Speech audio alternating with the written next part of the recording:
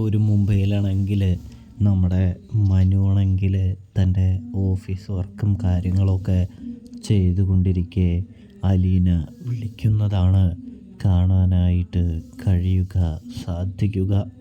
ഇതേ സമയമാണെങ്കിൽ ആര് നമ്മുടെ അലീനയുടെ ഫോൺ കണ്ടതും മനു ചാടി ഫോൺ എടുക്കുകയാണ് എന്ന് കാണാനായിട്ട് സാധിക്കും.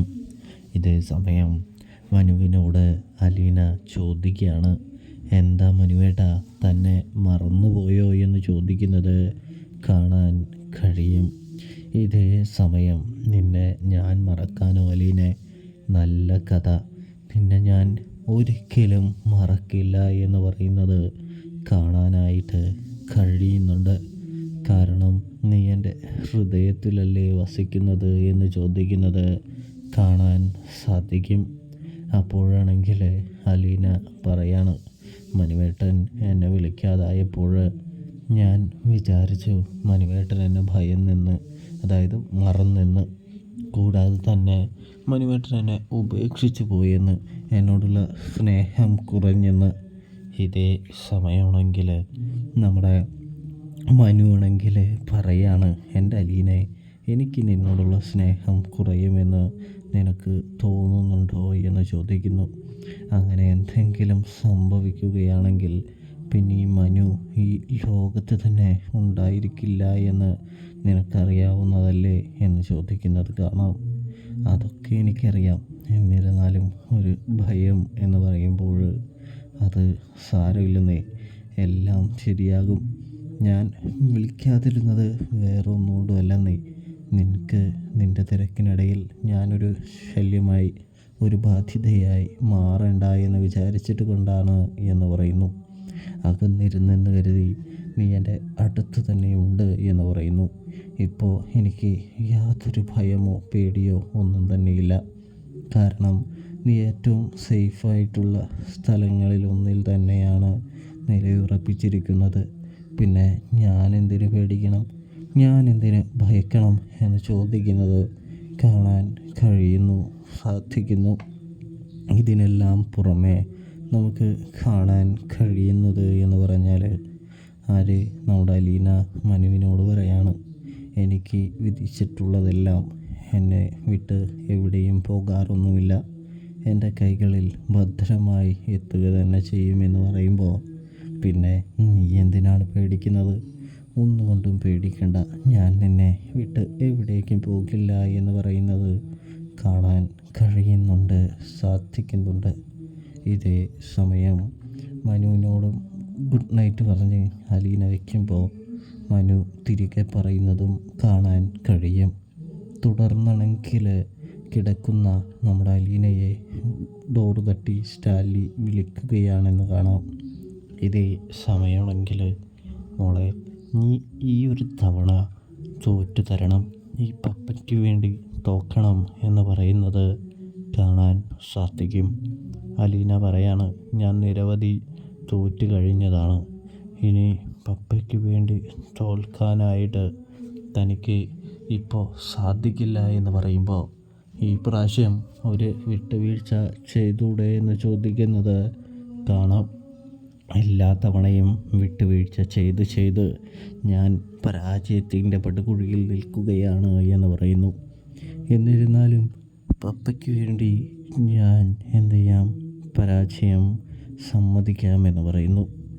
ഒടുവിൽ അലീനയെ കൊണ്ട് സ്റ്റാൻലി മേശയ്ക്കരികിലേക്ക് പോകുന്നൊരു കാഴ്ച കാണാൻ കഴിയുന്നുണ്ട്.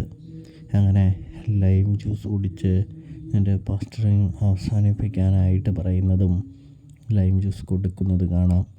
അതിനു മുമ്പ് തന്നെ നമ്മുടെ പൗലോസിനോട് പറയുകയാണ്, ഇനി നാളെ മുതൽ അലീന ഇവിടെ എന്ത് പറയുന്നോ അത് മാത്രം ഉണ്ടാക്കിയാൽ മതി. അല്ല, ഇനിയിപ്പോൾ ഇവിടെ സദ്യ വേണമെന്ന് പറഞ്ഞാൽ സദ്യ ഉണ്ടാക്കുക, അല്ല ഒന്നും വേണ്ട എന്ന് പറഞ്ഞാൽ ഒന്നും ഉണ്ടാക്കേണ്ടതില്ല എന്ന് പറയുന്നത് കാണാനായിട്ട് സാധിക്കും. അതുകൊണ്ട് തന്നെ ഇനി നീ അനുസരിക്കേണ്ടത് പൗലോസെ അലീനയെ തന്നെയാണ് എന്ന് പറയുന്നു.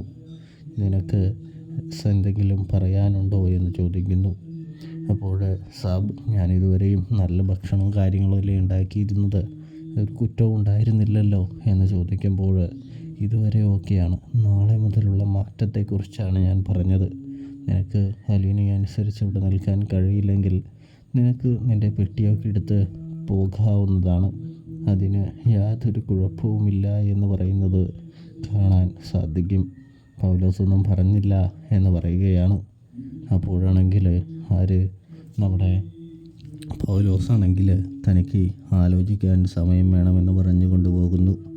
തുടർന്ന് അലീനയ്ക്ക് നമ്മുടെ സ്റ്റാൻലി കയ്യിൽ വെച്ച് ഇങ്ങനെ കൊടുക്കുമ്പോൾ, അതായത് ഭക്ഷണം എടുത്ത് കൊടുക്കുമ്പോൾ നമ്മുടെ അലീന പറയും, പപ്പ കൈയല്ല, ഇങ്ങനെയല്ല, വായിൽ വെച്ച് തരാൻ പറഞ്ഞ് വാ തുറക്കുന്നത് കാണാൻ സാധിക്കുന്നുണ്ട്. അപ്പോഴാണെങ്കിൽ നമ്മുടെ സ്റ്റാലിനും അലീനയ്ക്ക് ഒരുപാട് സന്തോഷമാകുന്നുണ്ട്. അലീന തിരിച്ചും അതുപോലെ ചെയ്യുമ്പോൾ സ്റ്റാലിൻ്റെ മനസ്സ് നിറയുന്നൊരു കാഴ്ച കാണാൻ കഴിയും.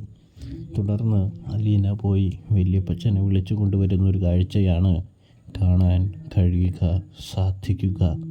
അപ്പോഴാണെങ്കിൽ നമ്മുടെ വല്യപ്പച്ചനാണെങ്കിൽ അലീനയോട് ചോദിക്കുകയാണ്, പ്രശ്നമൊക്കെ തീർന്നോ, നമ്മൾ ജയിച്ചോ എന്ന് ചോദിക്കുന്നത് കാണാൻ സാധിക്കുന്നുണ്ട്. അപ്പോൾ ജയിച്ചു എന്ന് പറയുന്നതാണ് കാണാൻ കഴിയുക കേട്ടോ.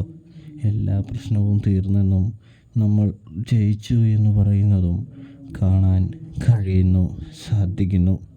ഇതേ സമയം നമ്മുടെ വല്യപ്പച്ചന് വളരെയധികം സന്തോഷമാകുന്നുണ്ട്. അപ്പോൾ കേണൽ മുട്ടുകുത്തിയല്ലേ എന്ന് ചോദിക്കുന്നത് കാണാൻ സാധിക്കുന്നുണ്ട്. ഇതേ സമയം മുട്ടുകുത്തി എന്ന് പറയുന്നതാണ് കാണാൻ കഴിയുക. അപ്പോൾ നമ്മുടെ അലീനയാണെങ്കിൽ വല്യപ്പച്ചനെയും കൊണ്ട് ഭക്ഷണം കഴിക്കാനായിട്ട് പോവുകയാണ്. ഇവിടെ പൗലോസ് തോറ്റു പരാജയപ്പെട്ടത് കൊണ്ട് തന്നെ അലീനയെ എത്രയും പെട്ടെന്ന് ഓടിച്ചില്ലെങ്കിൽ തൻ്റെ ജോലിക്ക് അതൊരു വലിയ ഭീഷണിയാവുന്നു എന്നതുകൊണ്ട് തന്നെ ഡ്രൈവറിനോട് പറയാണ്, നീ ഒരുപാട് പേരൊക്കെ വരുന്നു പറഞ്ഞിട്ട് എവിടെയാടാ എന്നൊക്കെ ചോദിക്കുന്നത് കാണാൻ സാധിക്കുന്നുണ്ട്.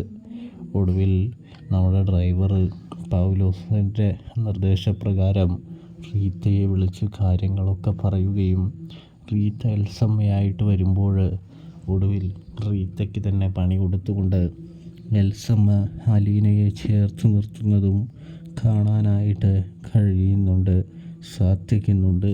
നമ്മുടെ സ്റ്റാലിന് എൽസമ്മയുടെ ഈ പ്രവൃത്തി ഒരുപാട് ഇഷ്ടമാകുന്നുണ്ട് എന്നും കാണാനായിട്ട് സാധിക്കും. അപ്പോൾ റിവ്യൂ ഇഷ്ടപ്പെട്ടാൽ ചാനൽ മറക്കാതെ ഒന്ന് സബ്സ്ക്രൈബ് ചെയ്യണേ.